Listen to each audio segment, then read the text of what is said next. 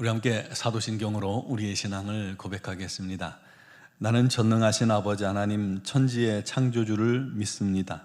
나는 그의 유일하신 아들 우리 주 예수 그리스도를 믿습니다. 그는 성령으로 잉태되어 동정녀 마리아에게서 나시고 본디오 빌라도에게 고난을 받아 십자가에 못 박혀 죽으시고 장사된 지 사흘 만에 죽은 자 가운데서 다시 살아나셨으며 하늘에 오르시어 전능하신 아버지 하나님 우편에 앉아 계시다가 거기로부터 살아있는 자와 죽은 자를 심판하러 오십니다. 나는 성령을 믿으며 거룩한 공교회와 성도의 교제와 죄를 용서받는 것과 몸의 부활과 영생을 믿습니다. 아멘. 찬송가 543장 찬양 드리겠습니다.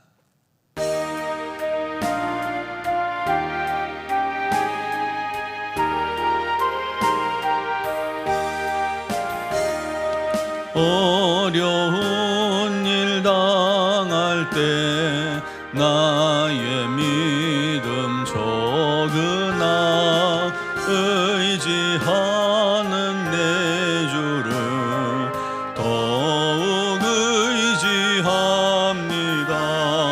세월 지나갈수록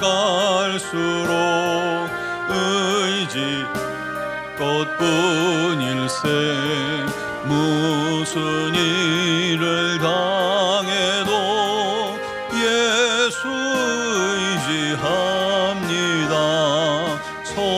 성령께서 내 마음 밝히 비춰주시니 인도하심 따라서 주만 의지합니다. 세월 지나갈수록 의지할 것뿐일세 무슨 일을 당해도 예수 의지합니다. 밝을 때의 노래와 어두울 때의 기도로 위태할 때 도움을 주께 간구합니다. 세월 지나갈수록 의지할 것뿐일세 무슨 일을 당해도 예수 의지합니다.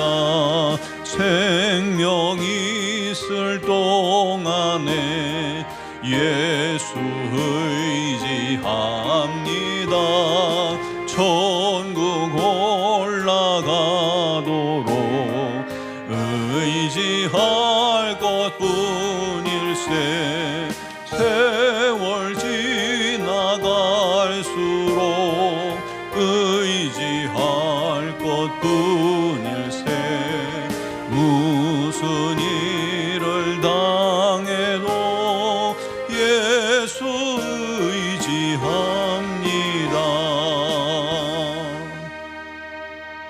아멘. 오늘 주신 말씀은 욥기 19장 13절에서 25절 말씀입니다. 욥기 19장 13절에서 25절을 봉독합니다. 나의 형제들이 나를 멀리 떠나게 하시니 나를 아는 모든 사람이 내게 낯선 사람이 되었구나. 내 친척은 나를 버렸으며 가까운 친지들은 나를 잊었구나. 내 집에 머물러 사는 자와 내 여종들은 나를 낯선 사람으로 여기니 내가 그들 앞에서 타국 사람이 되었구나. 내가 내 종을 불러도 대답하지 아니하니 내 입으로 그에게 간청하여야 하겠구나.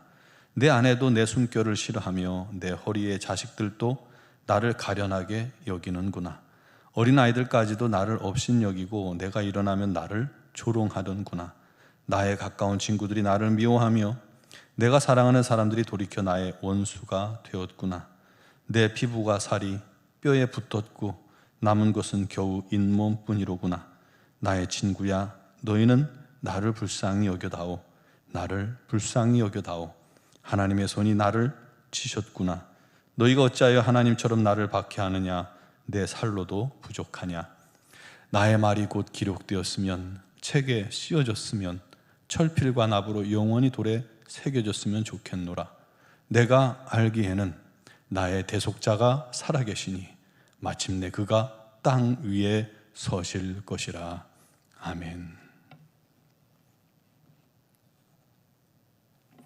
서울의 한 병원에서 암 환자들을 상담하는 전직 외과 의사의 간증입니다. 그는 어릴 적 목사님 설교에 감동을 받아서 의술로 복음을 전하는 선교사가 되겠다 하는 꿈을 품었습니다. 의대를 진학했고요. 의대 시절에 새벽 기도를 빠지지 않고 또 기숙사에서 밤마다 예배를 드리며 뜨겁게 우리 하나님을 사랑했습니다. 마침내 외과 레지던트가 되고 병원 수술실에서 하루에도 몇 명씩 생명을 다루며 살게 되었습니다. 그런데 어느 날부터인가 손이 자꾸 조금씩 떨리는 거예요. 그것 때문에 수술이 자꾸 더디고 느려지고 실수들이 생깁니다. 정밀 검사를 받았더니요, 희귀 자가 면역 질환 판정을 받았습니다.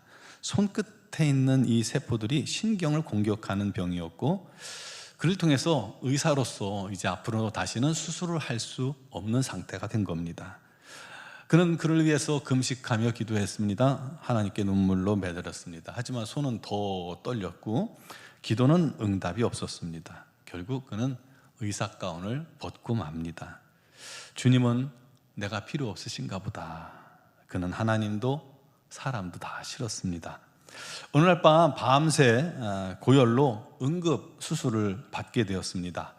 그 익숙한 시술대에서 이번에는 자기가 환자로 누웠던 것입니다.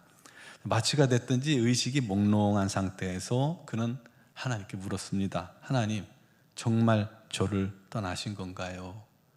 그때 하나님의 음성이 그 마음속에 들려왔습니다. 아니, 내가 너를 안고 있다. 너는 실패한 게 아니야.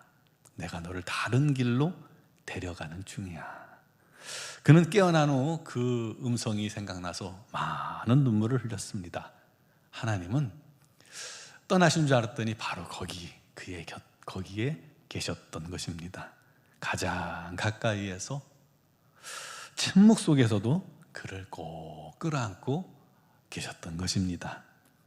그는 암 환자들을 위한 정서적 그리고 영적 상담소를 열었고, 그 누구보다 환자의 아픔을 이해하며 그들 마음을 치료하는 자가 되었습니다. 그가 이렇게 말합니다. 저는 여전히 수술을 하지 못하지만 매일 사람들을 만납니다. 그 만남을 통해 제가 아팠던 그 시간에도 하나님이 함께 계셨음을 날마다 깨닫게 됩니다. 여러분, 누구나 살다 보면 이와 같이 뜻하지 않게 삶이 무너져 내리고 마음이 무너지고 때로는 기도조차 막힌 것 같은, 모든 것이 막힌 것 같은 막막한 시간을 만납니다. 삶의 모든 것들이 마치 도미노가 주르륵 무너지듯이요, 삶의 전반이, 내가 계획하는 모든 것들이, 내 주변이 그렇게 다 무너져 내릴 때도 있습니다. 그때 문제는요, 더 큰 문제는 하나님을 확 부르시면 하나님이 내가 함께 할게 그러고 확 붙잡아서 건지시면 얼마나 좋습니까? 그런데 이상하게 그때도 하나님께서 침묵하실 수 있다는 것입니다. 하나님의 계획이 있었던 것인데 우리야 모르니까 그냥 힘든 거죠.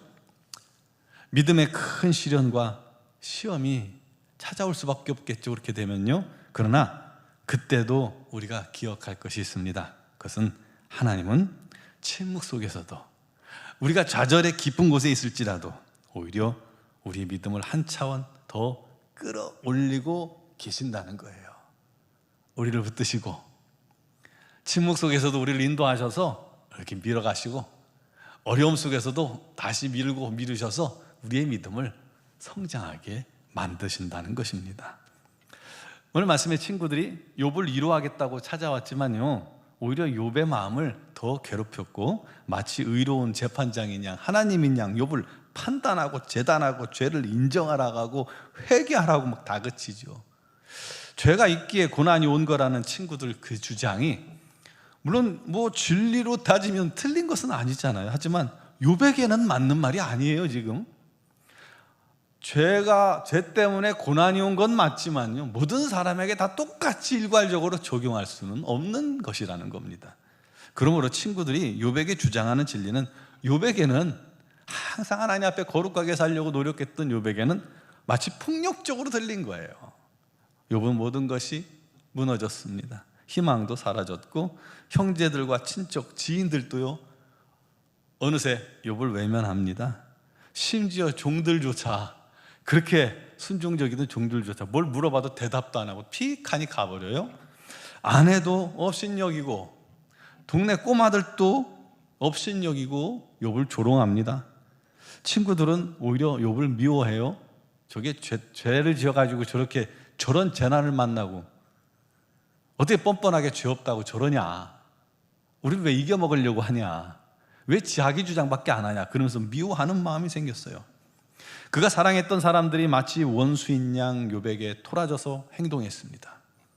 욥의 몸은 뼈만 앙상하게 남았습니다. 그래서 욥이 호소하잖아요. 나의 친구야, 너희라도 나를 불쌍히 여겨다오. 하나님의 손이 나를 치셨는데 너희가 어찌하여 너희까지 나를 박해하느냐.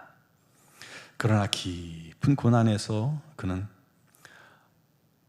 이렇게 너무나도 위대한 신앙의 믿음의 고백을 하게 됩니다. 뭐라고 고백하냐면, 내가 알기에는 나의 대속자가 살아계시니 마침내 그가 땅 위에 서실 것이라. 내가 안다는 말은 히브리어로 야다라는 말입니다. 제가 종종 얘기합니다. 야다, 지식이나 머리로서 아는 알미 아니에요. 깊은 체험을 통해서 아는 알미입니다. 마치 부부 사이에 깊은 만남을 통해서, 오랫동안 만남을 통해서 알아가는 것처럼 말이죠. 욥은 자기 인생의 나락에서 모든 걸 잃고 절망과 고통 속에서 너무나도 힘든 시간들을 보냈지만, 그 절망 가운데서 오히려 선명해진 믿음을 한 가지 얻게 된 것입니다. 즉 모든 것을 다 잃어버리고 다 사라진 고통의 자리에서 그는 살아계신 하나님에 대한 온전한 믿음을 갖게 된 것입니다. 그동안엔 머리로서만 알았던, 또 지식으로서만 알았던 하나님을 모든 걸 다 잃고 나서 우리 하나님과 독대하며 하나님만 바라보며 그분의 살아계심을 너무나도 선명히 고난 속에서, 아무것도 없는 속에서 그것을 붙잡을 믿음이 생겼던 겁니다. 나는 안다, 나의 대속자가 살아계신다는 것을. 욥은 모든 사람이 나를 오해해도 하나님은 나의 억울함과 고통을 아시고 끝내는 나를 건져줄 것이다. 그분이 나의 구속자가 되신다 라고 고백한 것입니다. 사랑하는 성도 여러분, 우리도 그래요. 때로는 우리도 너무 힘들 때가 있어요. 왜 내 삶이 이렇게 고난 속에 있을까? 왜 내 병은 이렇게 나를 고통 속에 몰고 갈까? 나를 사랑하던 사람들이 내 주변을 서서히 떠나갈 때도 있고요. 하나님이 내게서 너무 멀리 계시다고 느껴지고, 나의 그 기도가 허공에서 사라지는 듯하고 느끼기도 하고요.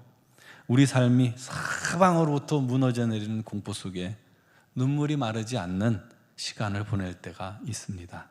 하지만 기억하시기 바랍니다. 그때도 하나님 우리를 결단코 잠깐도 떠나지 않으시고 우리의 모습을 다 알고 보고 계시고, 또 하나님께서 때로는 침묵하실지라도 그 침묵 가운데서도 하나님은 여전히 우리를 위해, 여러분을 위해 일하고 계신다는 것이고요.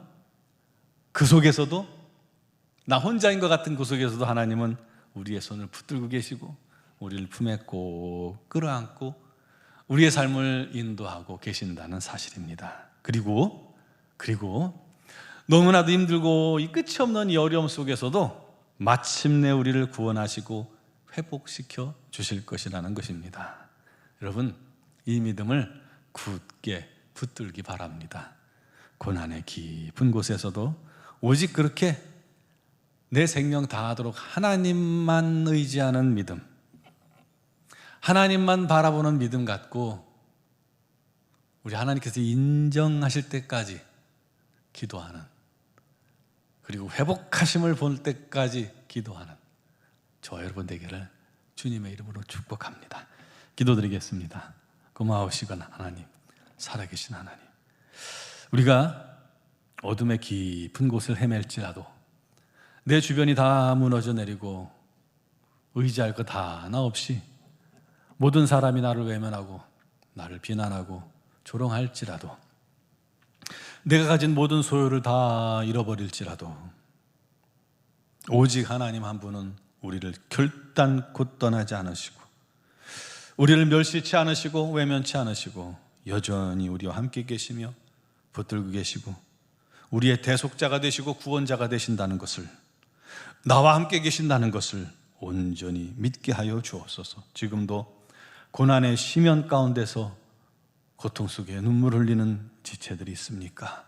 그 속에서 눈을 들어 우리 하나님을 보게 하시고 우리 하나님의 임재를 느끼게 하시고, 내가 너와 함께하고 있어, 내가 너를 다른 길로 인도하고 있어, 내가 너와 동행해 라고 하시는 우리 하나님의 음성을 분명히 듣게 하여 주옵소서. 그를 통해서 다시금 힘을 얻어 우리 하나님의 영광과 뜻을 위해 살아가기에 부족함이 없는 우리가 되게 하여 주옵소서. 우리 노원종합교회를 기억하시며 교회 위에 날마다 우리 하나님의 영광이, 하나님의 기적이, 하나님의 사랑이, 우리 하나님의 풍성한 은혜가 넘쳐서 교회가 날로 성장해 나가게 하여 주시옵소서. 아버지 하나님, 이 나라 이 민족을 주님께 온전히 맡겨드립니다. 새로 출범한 정부를 우리 하나님께서 붙드시고 우리 하나님의 능력의 장중에 그들을 인도하여 주시옵소서.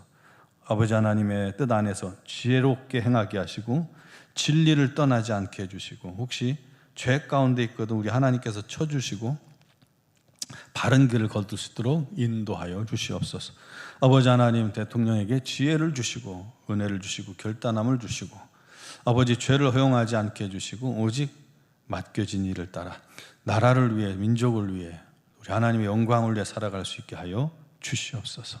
하나님이여, 미얀마 양권 한인종합교회를 기억하시고 아버지 하나님, 곳에 생명의 복음을 전하는 선교사들에게 지혜와 능력과 권능을 날마다 더하시옵소서. 아버지 하나님의 복음을 창일하게 증거하게 하시고 귀한 열매가 놀랍도록 맺혀지게 하여 주옵소서. 오늘 이 새벽에도 주를 위해 간구하는 사랑하는 성도들의 모든 간구를 우리 하나님께서 들으시며 응답하여 주옵소서. 아버지 하나님의 귀하신 뜻을 좇아 이렇게 6월 월삭 기도회로 나온 심령들, 주의 이름을 부르며 기도할 때 은혜 베푸시고 역사하여 주시며, 영상을 통해 예배하는 심령들에게도 우리 하나님의 풍성한 은혜가 넘치게 하여 주옵소서. 예수 그리스도의 이름으로 감사드리며 기도드리옵나이다. 아멘.